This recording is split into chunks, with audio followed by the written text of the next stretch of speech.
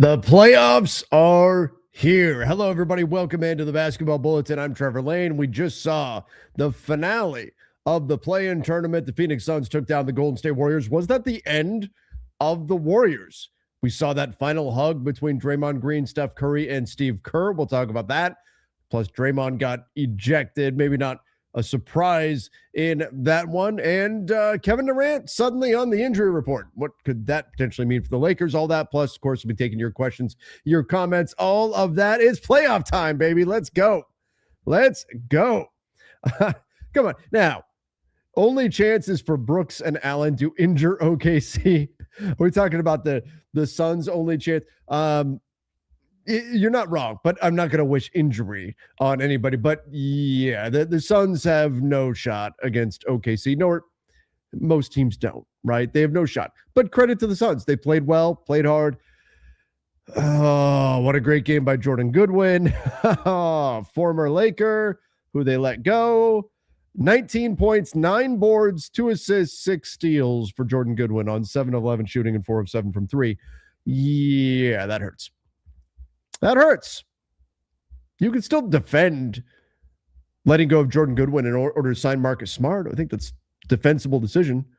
But the home run move is to keep both of them, to find a way, right? I know it's easier said than done, but finding a way to not allow positive value defensive players to leave. That's really what you have to do. You have to find a way to get Marcus Smart and Jordan Goodwin and not Marcus Smart or Jordan Goodwin. And that's unfortunately what the Lakers wound up doing. All right, let's take a look at this, though. So this is the final moment that we saw to close out the game against the Suns, the Warriors down big. And again, Suns did a great job. Not the final moment that they do stick together for next season, but it's a non-zero chance that they are not together. Look, the Warriors, they were going to move Draymond. They were going to move Draymond at the trade deadline. They were going to move Draymond, and they were going to try to get Giannis Antetokounmpo. And the Bucks didn't really want Giannis. The Bucks didn't want Draymond. Draymond didn't want the Bucks. And so there was a potential deal that would have landed Draymond with the Lakers. That was very well possible. May have happened. Now, ultimately, Giannis didn't go to the Warriors, so it never came to fruition. But wouldn't shock me at all if the Warriors, once again, if they're big game hunting, it's not going to be easy. I mean, Jimmy Butler is your matching salary on one leg. That's going to be difficult. So in terms of matching salaries, Moses Moody now injured severely. That was a grotesque injury that he suffered. It wouldn't shock me if Draymond Green is not a Warrior next year. It wouldn't shock me. That is, Benny put it very well right here. You have to maximize Steph. Gotta trade Dre. That very well could be what it comes down to. Could be. I still think the most likely outcome is they're back together next year and the Warriors do something else. They're going to add somebody, but I think they're back together next year and they add something else. Whether they're going to try to get LeBron, they might try to get Kawhi. They tried to get Kawhi last year. They might try, or at the trade deadline, there's a number of players. If Donovan Mitchell is indeed available, which Donnie and I talked about earlier today, you better believe the Warriors are going to be knocking on that door. But I think it's a non-zero chance that Clay is already gone, that Draymond is gone from Golden State for next year as well. So at the end of an era, a dynasty crumbling. Look, as Axl Rose once said, nothing lasts forever. Even cold November rain. If this isn't it, I think we're a year removed from the Warriors. The Warriors who were unstoppable for years being done. I do think they're going to try to give it one last go. I do think they're going to try to get Steph some firepower this summer. It may take trading Draymond to do it, but I think they're going to try to give Steph at least one last go with what he's got under contract, one more year. But remember, Draymond also has that player option. He would probably prefer to do a new deal in multi-years. I don't know if the Warriors are going to be willing to do that or not. I don't know if they're going to be willing to do that or not. Welcome to the Purple and Gold. First of all, I appreciate the super chat there from Karl Marx. Welcome to the Purple and Gold, Draymond. I don't know. If you're a Lakers fan, should you want Draymond Green? Keep in mind the salary. $27 million next year. Let's say he picks that up. If you're a Lakers fan, do you want Draymond?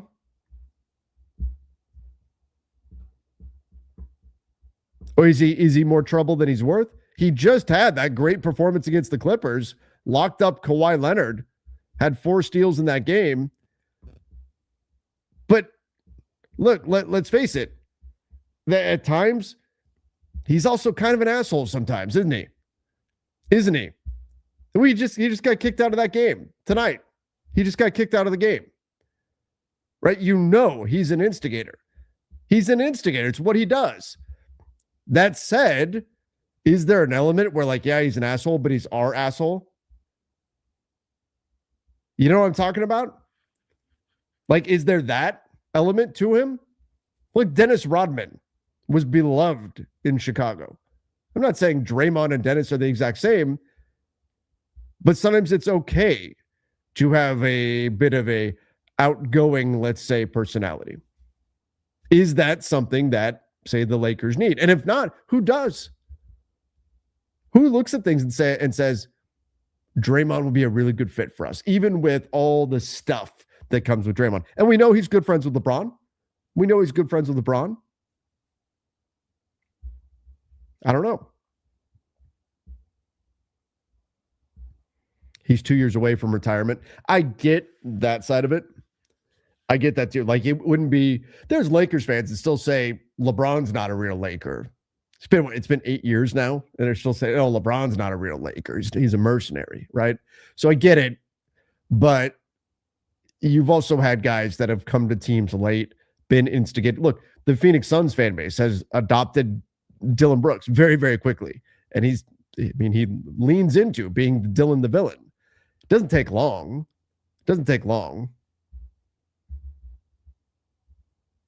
Not for $27 million. Yeah, that's the thing.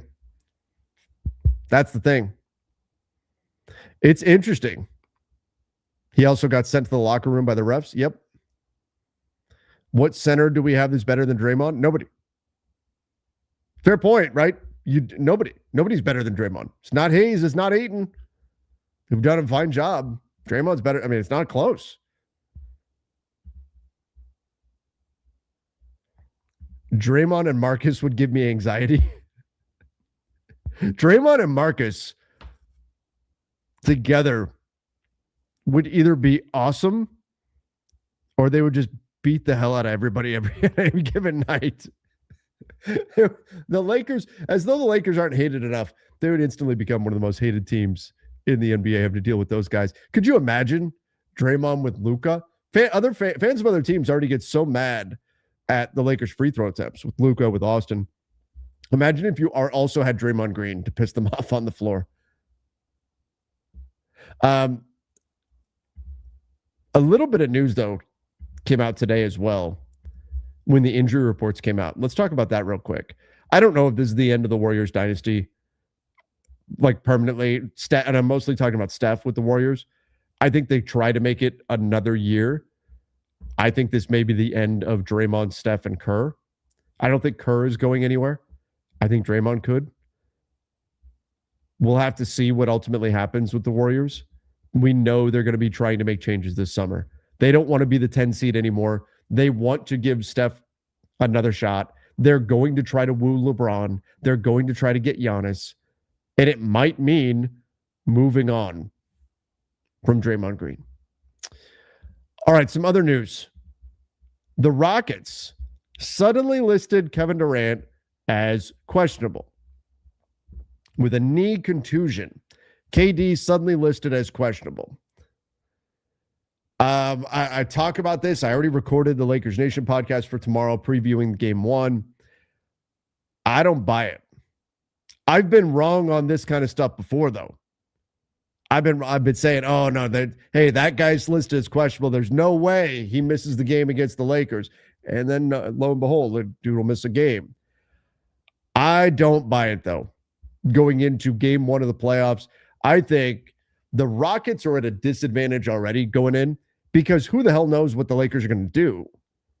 That's the one advantage that LA has right now. Nobody knows what they look like with the team they've got. Their number of possessions with LeBron on and Luka and Austin off in actual, like, against starting lineups, and specifically with Luke Kennard as well, are very, very limited. Very limited. So you really don't know what to expect from the. You can project based on their skill sets and all of that, but it's not like you've got a full season's worth of film to go back and look at. You go back and look at the Lakers' film on the season, it all looks totally different because you've got Luka, you've got Austin, and the Lakers played a very different style of basketball once those guys went out. So I wonder how much of this, and this is what I ultimately think it is the Houston Rockets just trying to throw a little something out there to make the Lakers second guess, to make themselves a little bit of an unknown as well. Because you'd have to imagine a lot of the Lakers' defensive plans have to do with dealing with KD and how they're going to approach him. And so I think this is just the Rockets want to put out there like, hey, you know, there's a chance he may not even play at all. That could happen. He may not even play at all. You don't know. We may look totally different because KD might not even play. I think that's all this is. I'm not going to buy that KD is really going to miss this game until we get confirmed he's out before the game. Otherwise, I'm going to assume this is gamesmanship. Because here's the thing. This time of the year, everyone has something that a team could list them as questionable for. Jackson Hayes is questionable. Why? Because his foot still hurts, right? LeBron's got sciatica. Throw him up there as questionable. Everybody has something that they can list themselves as questionable for. I take this as nothing more than trying to throw a little bit of doubt into the Lakers' minds and their plans because the Lakers are such a mystery. That's what I think this is. But nonetheless, this would be a shock. This would be a huge surprise if suddenly Kevin Durant is not available to go in game one against the Lakers. That would be a huge surprise. KD better not hide. I don't think he will. I think KD will play. I think KD's going to play. I think he plays, but Soap Cloud said, I don't want to root for Dre. I don't know that he winds up with the Lakers, but at least we know KD's banged up. Yeah, I mean, I think everybody is to a degree banged up right now. Just around the league. Like by this point in the season, everybody's going to be a little bit banged up. But KD, if the knee really is bothering him, could that diminish his production? Maybe. I mean, look, with KD, he's always an efficiency guy where if he puts up 30, he puts up 30, but you just want him to do it inefficiently. If he puts up 30, but he does it on 9 of 14 shooting or something, you're in trouble. So if that diminishes his efficiency, limits his movement at all, look, the Lakers are going to need some breaks, and I'm never going to root for anybody to get injured. I don't want that. I want teams to be healthy. But the Lakers, if they're going to survive the series, are going to need some breaks, some things to go their way. And maybe it'll be KD being a little bit gimpy or something like that. Maybe Luka is able to come back. Maybe it's Austin is able to come back. But, you know, if KD's not at 100%, that doesn't hurt the odds either. All right, I've got some questions coming in. I'll get into what you guys are asking. How did the Lakers let Goodwin go? So in order to be able to give Marcus Smart the full biannual exception money, they had to clear up some flexibility. And effectively what happened was the cost, their option, Jordan Goodwin was the only non-guaranteed money in the books. So waiving anybody else wouldn't have done anything for you. I know a lot of people said, oh my God, they kept Bronny over Goodwin. What are they doing? You could waive Bronny. It wouldn't change your cap situation at all. He was guaranteed money. Jordan Goodwin was the only non-guaranteed money that was on their books. So they waived him in order to open up the flexibility to sign Marcus Smart. Now, the alternative option would have been to take a Gabe Vincent, Maxi Kleber, someone like that, and pay a team to take them into their cap space. And whatever the cost was to do that, it apparently was too high for the Lakers to stomach. So They ultimately, rather than do that, rather than pay a team to take Maxey or Gabe Vincent or something like that in order to keep Jordan Goodwin, they cut Goodwin. And then the Phoenix Suns picked him up and signed him. And I believe he'll be a free agent this summer. But you'd have to imagine, if I'm Jordan Goodwin, I'm not going back to the Lakers. I'm not going back. When the Lakers just said exactly how they think of you, they said, you're not worth us paying what it would cost to open up the flexibility to keep you. Yeah, Jordan Goodwin, an unrestricted free agent this summer, and he's exactly the kind of player that the Lakers need. But that's why they let him go. They let him go because they were signing Marcus Smart. And again, that's a very defensible decision in a vacuum. But that's also not the home run move. For a team that lacks defenders, lacks athleticism, keeping Jordan Goodwin and signing Marcus Smart is the move. And the Lakers were not able to execute that. They were not able to do it. And on the season, Goodwin, while he didn't score a bunch of points, the dude shot 37% from three on 4.3 attempts.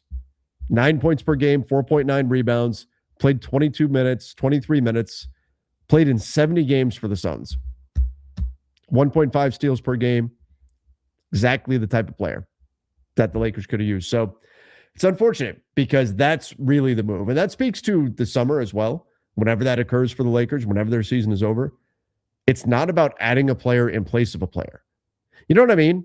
For the Lakers or for a lot of teams, real progress is not going to be made by losing Rui and adding Andrew Wiggins, losing Luke Kennard, but adding whoever you want to pick, Dennis Schroeder. I don't know. Just throwing a name out there. Losing DeAndre Ayton and, well, that's maybe a little bit different situation, but losing DA and adding just a moderately better center. That's not real progress. Real progress is going to be taking a guy who's the end of your bench and adding a rotation quality player to your roster. That's real progress. Losing Jordan Goodwin in order to add Marcus Smart is defensible, but that's not real progress. Keeping Jordan Goodwin and adding Marcus Smart is real progress. And that's true. That's not a Lakers specific thing. That's a lot of teams. That's a lot of teams.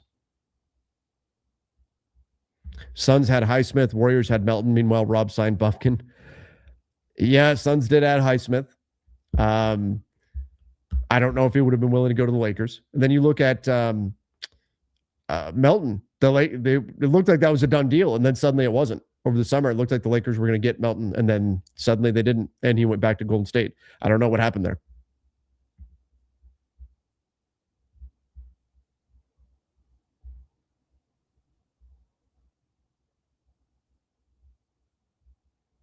Yeah, Lonzo is not himself anymore. People in the chat mentioning Lonzo. Who do I think comes back? Luka or Reeves? I don't know. There have been conflicting reports. Some people have said Austin's more likely to come back earlier. Some people have said Luka. I'm leaning into, I don't think either one comes back in the first round. I just don't think it's going to be prudent and it's going to be a rush to do it. If it happens, great. But I don't want to be personally expecting that. And if they go down early, like they go down 0-2 or something, then I don't think there's a lot of incentive to bring either one of them back. But or go down 0-3 or something. But my guess, my pure guess, would be that we could see either or both of them back like game 4, game 5, something like that, if they're really in the series. I would be very cautious, though, if I'm them. I'd be very cautious about trying to bring guys back like that. You don't want to have it recur and have a bigger injury going into the summer.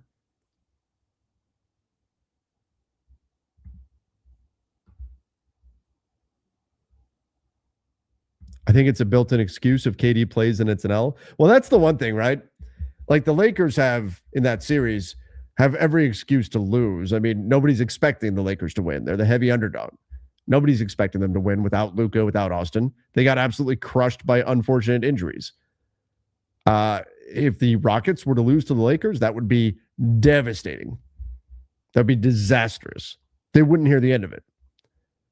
So could this be a little preemptive, like, oh, but KD's kind of banged up? Yeah, maybe. Maybe. I doubt it. I mean, professional players and teams tend to not worry too much about making an excuse.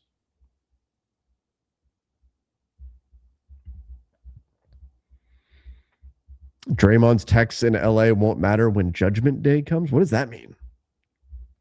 Sounds very, very prophetic.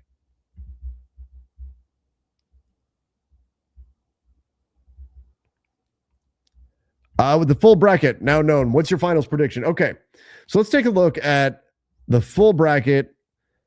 I still think, and this is not obviously a hot take or anything, but OKC's got to be the favorite to come out of the West, especially, I think, I talked about this before, I think the basketball gods are not going to allow the Spurs to get away with what they did. And they're not going to allow the Spurs to get away with blowing their game against the Nuggets. Would have kicked the Nuggets onto the OKC side of the bracket, and they didn't do it. They found a way to lose to like the second and third string guys. And the Spurs, except for Wemby, the Spurs played their guys. Cornette was out and stuff, but still, they played their guys. They went for it and lost. The basketball gods are not going to forgive them for that. I think Denver is going to beat San Antonio in round 2. So in the West, though, I still have OKC surviving and getting through. Denver could really push them. Wouldn't shock me if Denver gets through. But I do have OKC coming out of the West. That's not much of a hot take. I know my more hot take is that the Spurs don't survive round 2. Because, again, I don't think what they did the last game of the season will go unpunished. And then out of the East, it pains me to say it, but I have a hard time seeing anybody stopping Boston right now. I don't believe in the Pistons. I hope I'm wrong. I want to believe in the Pistons. I like the Pistons. I enjoy watching Pistons basketball games. Dennis Jenkins is one of my favorite stories in the NBA on the season. But I don't buy the Detroit Pistons in the playoffs. They can't shoot. They're one of the worst shooting teams in the league. They're a great defensive team, but guess what? Everybody picks up their defense, their athleticism, their intensity, their physicality come playoff time. The gap between the physicality of the Pistons and everybody else is still going to exist, but it's not going to be as great as it is during the regular season. It's not going to be as big of an advantage as it is during the regular season. Are they going to beat the hell out of the Orlando Magic? Yes, they're going to beat the hell out of the Orlando Magic, but I don't buy Detroit making it through. The Cavs, they can't defend. The Cavs can't defend. Maybe it's the Knicks. My only hope of a team knocking out the Celtics is the Knicks. I'm going to have to dust off my AI-created Knicks jersey that says Lakers off across the front. The Knicks are my only hope at knocking out the Celtics. And based on the brackets, they'd be seeing each other in round 2 and not the conference finals, which could work out in the favor of anybody who's interested in seeing the Celtics not get out of the East, because the Celtics would have to go through the Knicks, assuming the Knicks get by the Hawks. They'd have to go through the Knicks and go through, let's say it's the Pistons that survive. But I do think Boston, with Tatum and Brown back, probably gets through. And then we've got OKC and Boston in the finals. I would pick OKC, but I think it would be a tough series. It would be a hardly fought series. And I would still have OKC winning it. OKC is just so good and so relentless. They don't stop. You see teams go on runs scoring the basketball. OKC goes on runs with stops. OKC goes on runs with stops. So I have OKC winning it. But, yeah, I could my one hot take, well, I guess the Celtics getting through is a bit of a hot take. But my biggest hot take is that the San Antonio Spurs will not survive round 2. Love your commentary, but you're totally sleeping on the Sixers. Trust me. I would be more in on the Sixers if they had Embiid. But Embiid is out with appendicitis. I hope you're right. I hope I am dead wrong. And the Sixers give the Celtics hell. That's what I'd love to see. I just don't think it's going to happen, especially without Embiid. If you told me they had Joel Embiid and Embiid was going to have this big series and he's going to live at the free throw line and all of that, they're more versatile without Embiid, though. Their ability to go out and defend the Celtics three-point shooters certainly is better without Embiid on the floor. But Tyrese Maxey is great. VJ Edgecombe can do some incredible things. He's a rookie. Oubre can do well. Paul George can have his throwback games. But I just don't think the 76ers are on that level. Once again, I hope I'm wrong. The Knicks match up well against Boston. The Knicks were built to play Boston. They built it. I talk about a lot, why does Minnesota give Denver problems? Why is that going to be such a battle of a series? Well, because the Wolves were built right after Denver won. The Wolves were built specifically to go against the Nuggets. They were the big bad at the time. So that's what they loaded up on, was players that could deal with Denver. So the Wolves are a tough battle. I think that's going to be a battle of the first round. It's going to be Nuggets and Wolves. Meanwhile, the Knicks, when they went and added all their wing depth, that was to deal with the Celtics. Why did they move on from Julius Randle? Why did they move on from playing with Mitch Robinson out there at the starting five? Why did you bring in Cat in order to space the floor to deal with the Celtics? The Celtics team that had a floor spacing big, that had the wing depth that the Knicks didn't have. Why did they go spend so much to get Mikal Bridges, adding OG Anunoby? Why? So that they could deal with the Celtics. And last year they did. It worked. I don't know how much I trust it to happen again, but the Knicks, kind of like the Wolves were built to deal with the Nuggets, the Knicks were built to deal with the Celtics. We'll see if it happens. Who's going to be this year's Pacers that makes the run, the improbable run? I'd say most years there isn't a Pacers that makes that kind of a run. But I would say this year's Pacers, if it's the Pistons, I would feel the same way. If it's like the Pacers were that kind of just plucky team that were fun and they play super hard and they play 100 miles an hour and super, high intensity, and they pressure a lot, and Halliburton was so much fun.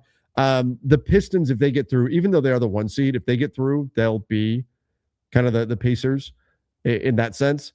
Just that kind of team that hasn't had a lot of success, easy to get behind them because you haven't spent years of that team kicking your ass and all of that. So the Pistons, I think, could essentially fill that role. In terms of which one of the lower seeds maybe has a shot to really make the run, who could potentially do that? In the West, I'd probably pick the Wolves as a team that could make a run if they can get past Denver, and maybe they can. I wouldn't pick it, but they could. Other than that, I look at the Hawks. The Hawks would be my pick. And that's, you look at the way they've played with CJ McCollum when he went into the starting lineup. I worry about the lack of size in the middle, and that could be a problem, but the way they deploy their wings, Nickeil Alexander-Walker became one of the best signings of the summer. He's on a phenomenal contract that now looks great in hindsight. You've got the athleticism of a guy like Dyson Daniels, of course, but then Jalen Johnson is just phenomenal. The dude's a triple-double machine. I think this is going to be his kind of coming out party in the playoffs this year. So the Hawks, I think, are an interesting team that could make that kind of, I wouldn't predict it, them getting, I don't think they're going to survive the Knicks, but the Hawks could be that team that goes on that kind of, whoa, what? Where did that come from? The Hawks are suddenly in the East Finals. They would be that team to make that kind of a run. Pistons are legit. They were doing well without Cade. Yeah, they definitely were. Again, I just look at, what is the team's superpower? What is it that separates the Pistons? Physicality, defensive intensity, athleticism. That's what they're great at, right? They're not a great shooting team. They're not a particularly efficient offensive team. They're great at being super physical defensively. That's great. You can turn that dial up to 11 during the regular season, and there's going to be a big gap between you and your regular season opponent. The opponent, though, is going to turn the dial. The Pistons may have their dial at 11. The opponent's dial is going to be at 10 in playoff time, right? So that edge is not going to be as much of an edge. That's my concern. And then you get to the point where you're packing the paint and daring certain guys to beat you from behind the arc, and you just run into trouble, I think, if you're Detroit. If I got to pick a team, if you told me I got to pick a team in the top 4 in the East to make it, I might pick Detroit. My knee jerk would probably be to say the Knicks. If I got to pick a team that I would magically gift a finals run to, but the Pistons would be highly considered. I think the Pistons are a very deserving team. I just worry about what they do working come playoff time, at least working to the degree that they needed to.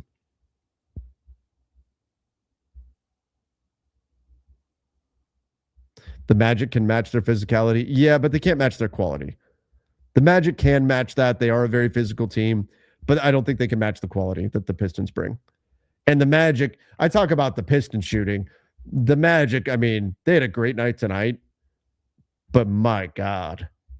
I mean, we talk about a team going cold. The Orlando Magic and their three-point shooting, whew, absolutely brutal. Over the years, they've just been so bad when it comes to their shooting. So that's that's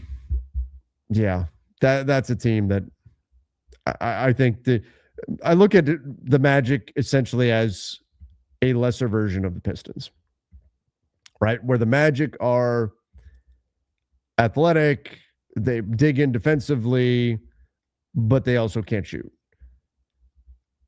So the Magic do things the Pistons do. The Pistons are just better at them. That's difficult.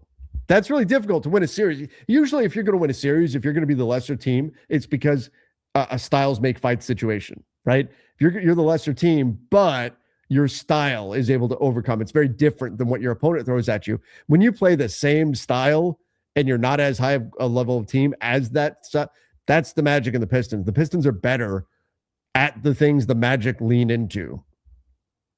So that's why I don't think the Magic get through.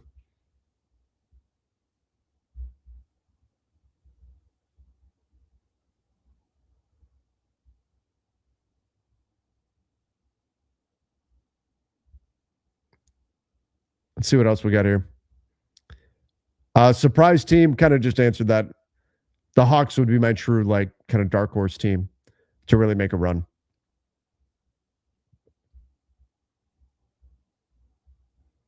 Yeah, the Magic struggle against teams that match up with them. Tonight they went up against a smaller Hornets team. Yeah, the Hornets just couldn't shoot. And it was like the Hornets kind of let go of the rope there. That game ended up being the worst of the play-in games, which the play-in tournament overall was great, but 121-90, the Magic just destroyed the Hornets. I mean, it was 38-16 in the first quarter, and then 30-21 in the second. That was it. It was done. The second half was even. It was tied in second half scoring, and it didn't matter. The game was over.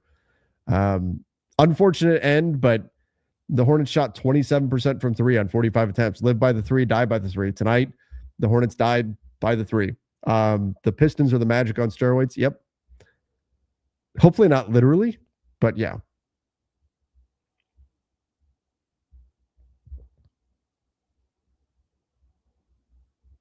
Yeah, that's the other thing. I do think that the Magic are going to move on from Jamal Mosley, even if the Magic pull off some crazy upset, which again I would not expect at all. That's why it would be crazy. But I think the Magic are going to move on from Jamal Mosley. I think that's happening.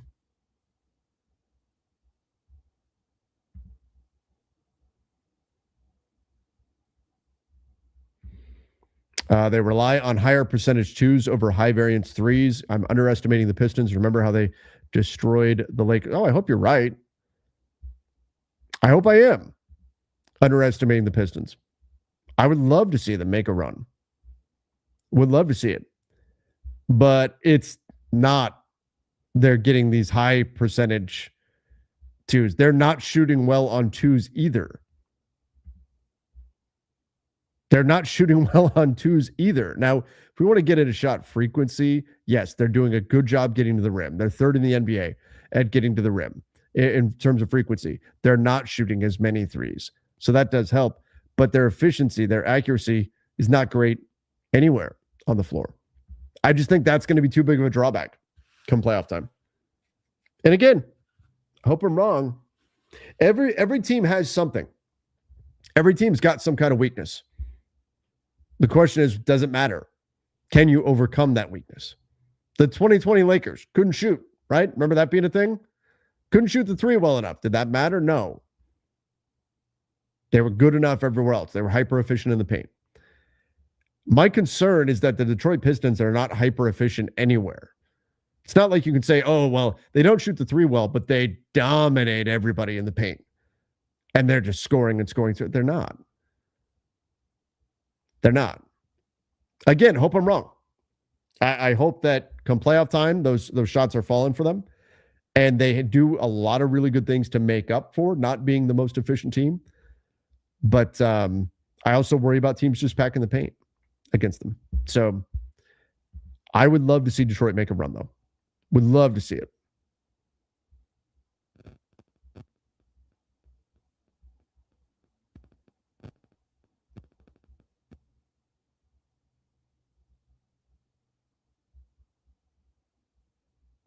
Con kind of fell in the playoffs. Wonder if the lights were too bright. Yeah, he was terrible.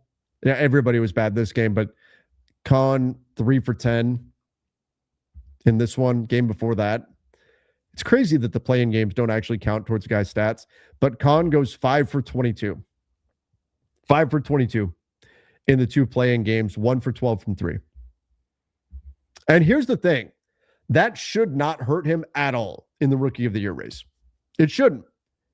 I think ballot's already in, and it is the regular season only. It's not the play-in. However, you had people like Kendrick Perkins saying he was going to put LaMelo Ball on third-team All-NBA based on what he was seeing him doing in the play-in. The dude's got an actual vote and doesn't know what the rules are. My worry is that because ballots didn't go in until, I think they went in today, that this is going to affect Con not playing well. It's not supposed to matter, but everybody saw that play-in game and Con didn't play well. My concern for him is that that's going to count against him, even though it's not supposed to. Again, when you have dudes who have actual votes saying they're going to base their regular season award votes on the play-in results, which is a complete error. It is 100% not what the award is. You'd be basing the award on a game that is not supposed to count towards that award. It's insane. But when you have people who actually have votes who are going to vote that way, who knows what's going to happen. Con had a great season. Con had a great season, though. And he had 2 bad games here. It's the way it goes. Con first team all rookie. Oh, easy. He's easy first team all rookie. Easy.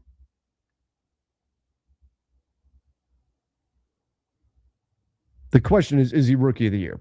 Personally, if I had to vote, I would go Cooper Flagg. I was Cooper Flagg for most of the season. I switched to Con late. But to me, Flagg's late surge puts him back up ahead.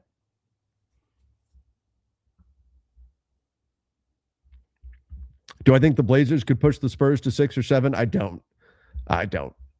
The Blazers had a hell of a game against the Suns, and Denny Avdia was awesome. But I just don't. Wemby's going to play, instead of 29 minutes, he's going to play 35-plus minutes. The Spurs are going to dominate those minutes. And I just think it's going to be very tough for the Blazers. It'll be a tough go. I think the Blazers, maybe they go 5, but I don't think the Blazers do much against San Antonio. I saw people floating the idea of like splitting the rookie, 2 rookies of the year because it's happened in the past. Nah, just let somebody win it. Just let somebody win it. Yeah, I mean, Portland doesn't have answers for Wemby, but who does? Who does?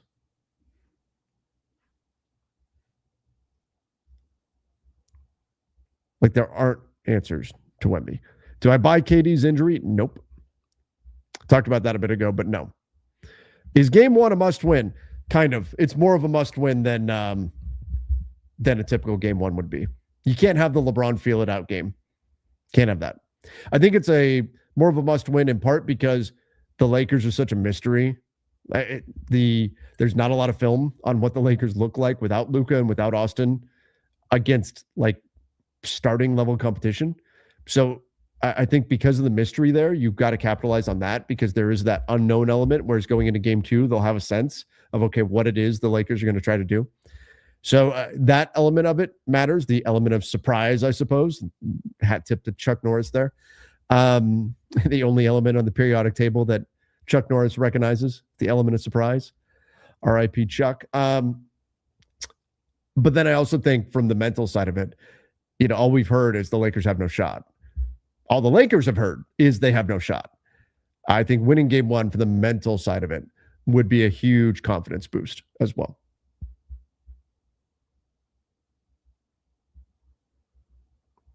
There's plenty of film. The thing is, you've got film. There's like 1,000 possessions roughly of no LeBron, of LeBron on, Luka and Austin off. There's like 1,000 possessions of it. But how many of those possessions featured Luke Kennard? In terms of the Lakers starting five that we saw debut last game, they've played 23 possessions. That's it.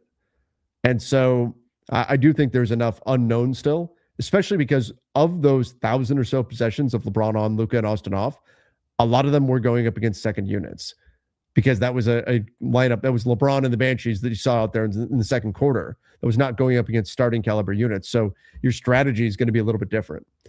So I do think there is still that unknown element there.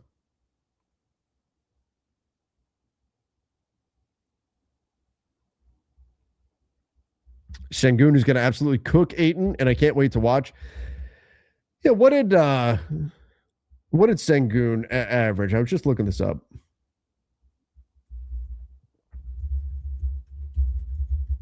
Against the Lakers. I know he came back.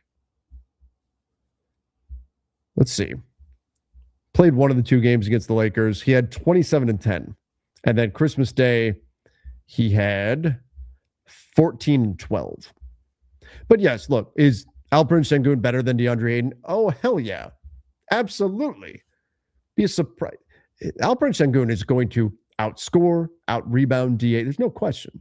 No question. The question is, can DA close that gap a little bit? That's all. Can he close the gap a little? Can he be a factor? The goal isn't be better. The goal is don't be disastrously worse than Sengun is. And then on the other end of the floor, can you pick on Sengun and make him defend?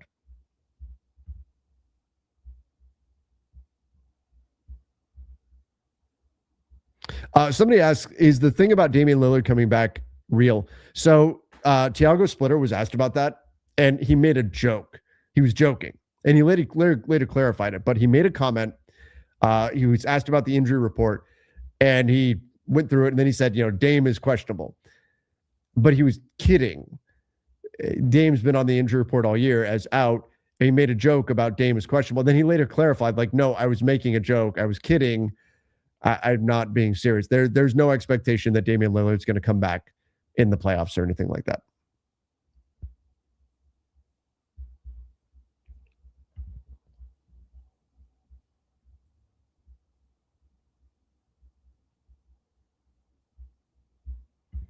You don't buy KD's injuries, but you buy Luka and Reeves' fake injuries. Why do you buy that they have fake injuries? Why would you buy that? Why would you buy that when you've got actual imaging done in medical facilities that showed injuries? Why would you buy the concept that two players who are competitive as hell would fake injuries to not allow? That's insane. So they could not play? Why would they not want to play with everything they've got on the line? That makes no sense. I know.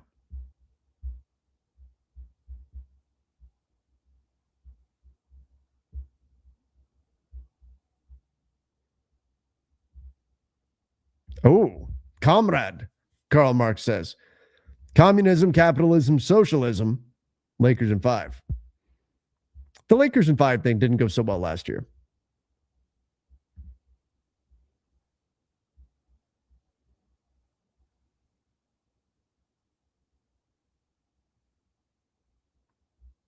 I know. I shouldn't respond to dummies.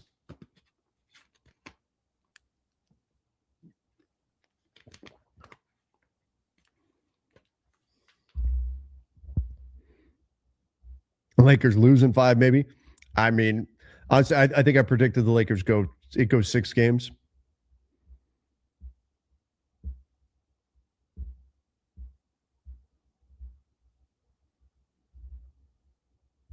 Wait, KD is hurt? Yeah, he is on the injury report as questionable. On the injury report as questionable.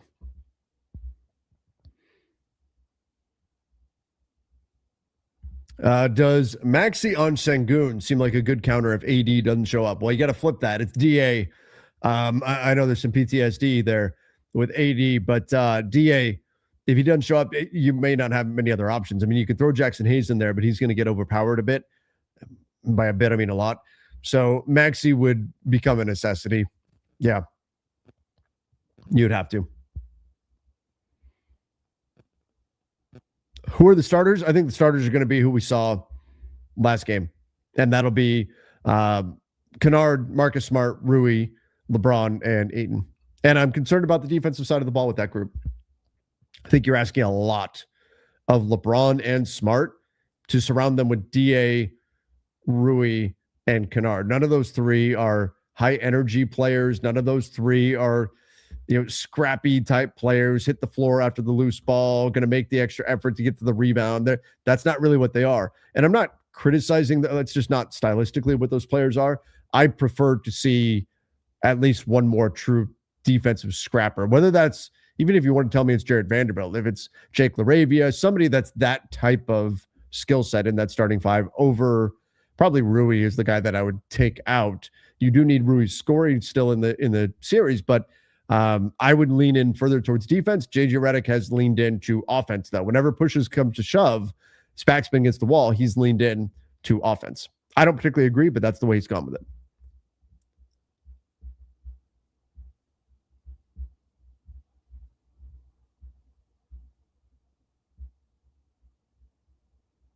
Jake Kennard, Rui have to hit threes. I think it's you're not going to be able to survive like a Marcus Smart 1 for 8 from 3 game or something. Or same thing with Jake LaRavia.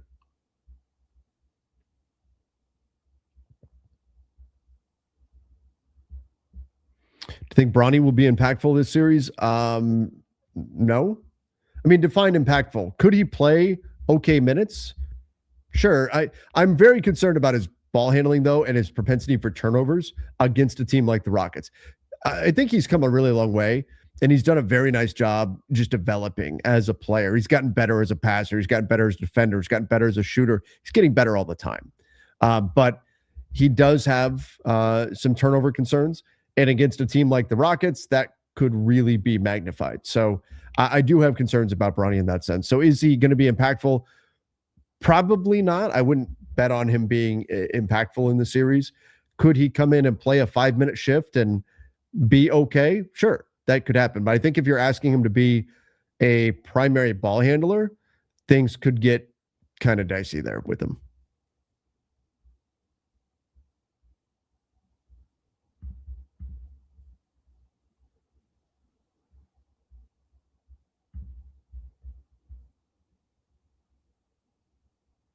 What's Keith doing right now? Probably sleeping because it's like 2 a.m. Eastern time.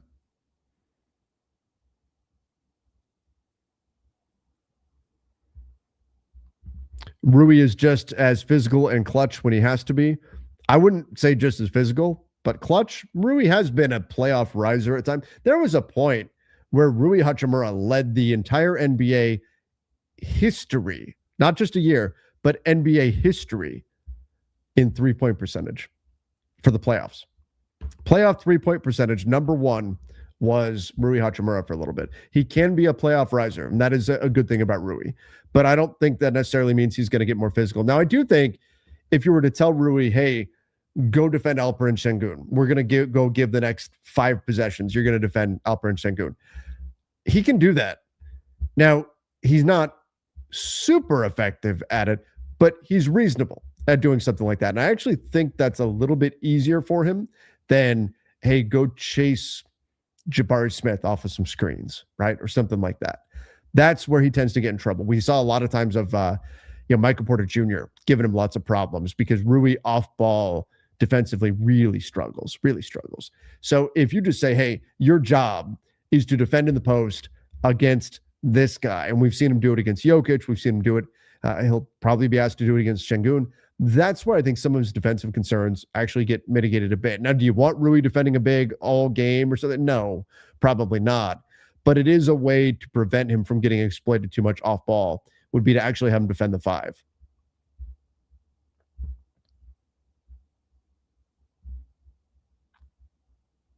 And do you think LeBron was talking to Rui when he said Lakers need to be grown men and rebound?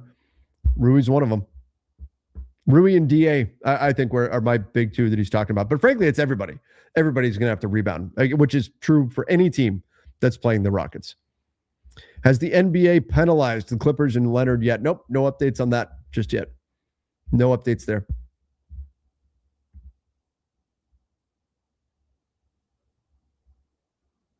So we'll see. I'm hoping that we do hear something about that soon, one way or another. But Clipper season is over, and no word just yet.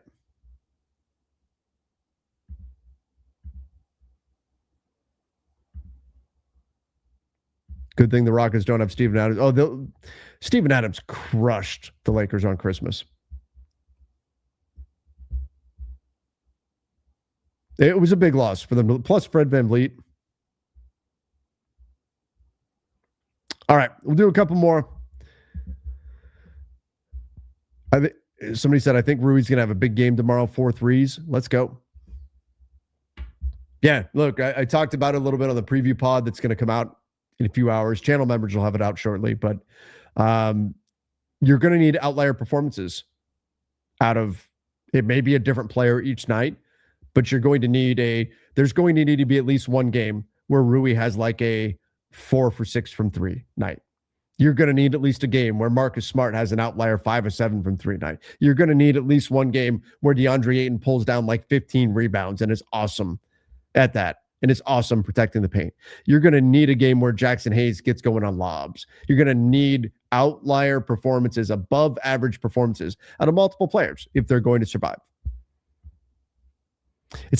It used to be like you would, right? If Austin Reeves was still around, we would say, well, okay, Luka's out. It's on Austin to step up. Austin, we need 30 plus out of you tonight. And that's a reasonable ask. Luka's out. Austin, you got to drop more than 30 tonight. There's nobody on the team that you can ask that of. LeBron aside, obviously. LeBron's obviously going to step up his game and do those things. But there's nobody on you can't go to, hey, Rui, Luka's out, so we need 30. Yeah, that's not going to work. So what you're going to need is multiple players to have above average outlier performances in a positive way every night. You're going to need multiple players to step up in order to, in the aggregate, make up for some of that loss.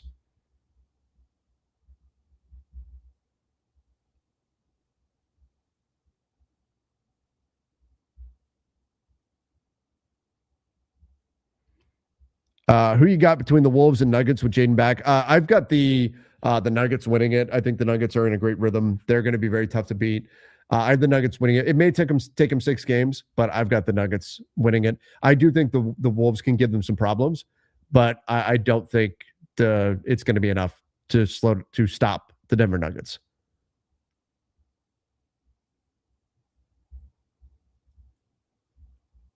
Does Connect play this series? I doubt it, unless it's garbage time and JJ's trying to throw anything at the wall and see what sticks. But right now, he's not part of the rotation. He had a good final game, but a little bit too little too late. Do I have a Lakers tattoo? I do have a Kobe on my calf. Moneyball Lakers. Yep, that's it. In the aggregate, you're not going to find another player as good as Giambi, but you're going to try to recreate him in the aggregate. Yep.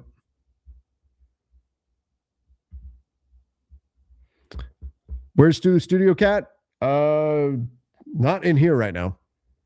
He's probably sleeping somewhere. Okay, everybody. I've got another thing to record. New podcast is going to be going out on Lakers Nation shortly. But big games tomorrow. Playoffs are here. We may have just seen the end of the Warriors dynasty run. Did we just see Draymond Green's last game as a Golden State Warrior? That's possible. But check it out. Suns, Thunder, Lakers, Rockets, Nuggets, Wolves, Spurs, Blazers. That's the West. Pistons, Magic, Cavs, Raptors, Knicks, Hawks, and Celtics, 76ers. Some exciting playoff basketball that we got coming up here starting tomorrow. Thanks, everybody. If you haven't done so yet, please make sure you do hit the subscribe button on the Basketball Bulletin. Actually, you know what? I forgot to give you guys my picks for Prize Picks. Let me finish with that. Give you my Prize Picks for tomorrow. Before we get out of here, this is what I went with. I went with Amen Thompson, less than 32.5 points, rebounds, and assists. I just think we've heard so much from the Lakers about boxing out that maybe they'll be able to slow him down a little bit. He's been awesome against the Lakers, but I think they're going to pay extra attention to him. And I've got LeBron more than 41.5 points, rebounds, and assists because I think he's going to be on the floor a ton. I think we're talking north of 40 minutes for LeBron James. So that's what I went with. If you guys want to use that code HMA, play $5, get $50 instantly. Big thank you to Prize Picks for sponsoring the channel. All right, everybody. Once again, appreciate all of you. If you haven't done so yet, hit the subscribe button. That's right. Playoffs and WrestleMania.